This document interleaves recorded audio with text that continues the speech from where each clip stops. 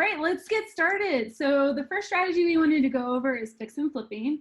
And this is actually where an investor will buy a property below value, renovate the property, and then sell it at a profit. So it's a pretty straightforward, simple strategy. However, we wanted to talk about our strategies that we're going through today in terms of time, money, and expertise, so you can understand the different pros and cons from the areas that we're for each strategy. So with flipping, we have, the time, it's very time intensive strategy, and this can actually cut two ways. One, if you have a lot of time on your hands, it could be a great opportunity for you to create sweat equity and kind of, swing the hammer and create a business for yourself. But at the same time, if you don't have a whole lot of time to figure out how to find undervalued deals, work with contractors, do the renovations yourself, or even negotiate the deals, this may not be a good fit for you. When we talk about money, there's some interesting strategies with flipping. You can actually use what we call a hard money loan or a private money loan to secure the property. So that can actually help you create leverage and employ other people's income. But at the same time, even if you use hard money or private money or all cash, you're gonna have to have a lot more money to get started into the deal, because you have to actually fund the purchase and the initial construction budget, right?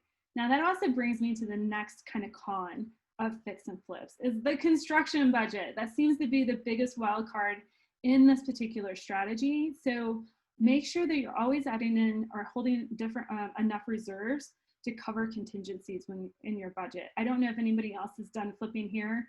However, I can guarantee you, it's like death and taxes. Your budget's going to go over. You're going to go over budget in your construction. Oh yeah. Right. I've come under budget once.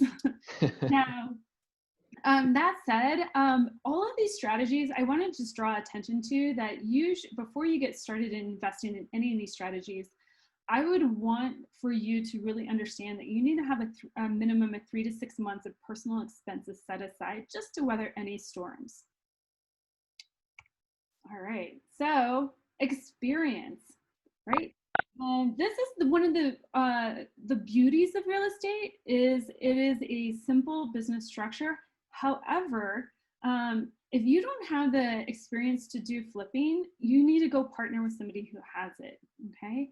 Because we'll go over some considerations here, and then you're gonna want somebody on your team that understands how to flip properly. All right, so considerations.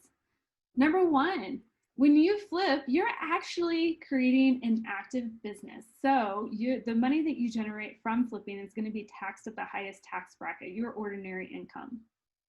Okay. Now, we did touch on it a little bit earlier. You can create sweat equity with flipping. So that's a great way to get started. But however, understand that time is money, and that's not an easy way to scale if you're swinging your own hammer and doing your own painting. All right. And the key question here is, with your real estate investment strategy, do you want to have passive income? Because if you do want to have passive income, then flipping may not be the right choice for you, okay? Because there's no long-term cash flow with this. But the cool thing with flipping is that you can recycle your own capital if done right, right? Now, how risky is it to flip? Well, flipping can be a little bit riskier than most of our other investment strategies, purely because we just don't know how the market's going to react, right? It can move on you in a short amount of time. This is why I'll go over it in best practices. This is why I like doing really flips with really short timelines. And also, you can mitigate your risk by having multiple exit strategies. So that's hugely important as well. And we'll touch on several of these considerations multiple times throughout this presentation. All right, so here's a deal that I did. This was last year in Kansas City. I bought a 4-bedroom, 2-bedroom house, 4-bedroom, 2-bathroom, single-family house in a A-class area. It had 2,500 square feet in it. And I'm going to tell you, I'm pointing this out because this is probably one of the cool things about flipping. I purchased it with $235,000 on a hard money loan, and we budgeted that our construction was going to come in at $35K. Now, it actually did not. We ran into some construction issues. Again, you gotta have that contingency in your budget. We actually found out that the entire back deck was termite rotted, the main post. So we actually unfortunately had to replace it. But the cool thing that we were able to do is we were able to create some immense value with this project. We were able to finish off the basement, and post-construction, we added another 900 square feet to the house, allowing us to push the value to $355,000 in a span of about 2 months. So that's amazing, okay? But again, no cash flow, but if you want equity pushes, this is a good strategy for you. Now let's talk about some best practices here. You know, flipping works really well if you can buy properties or source properties that are undervalued, okay?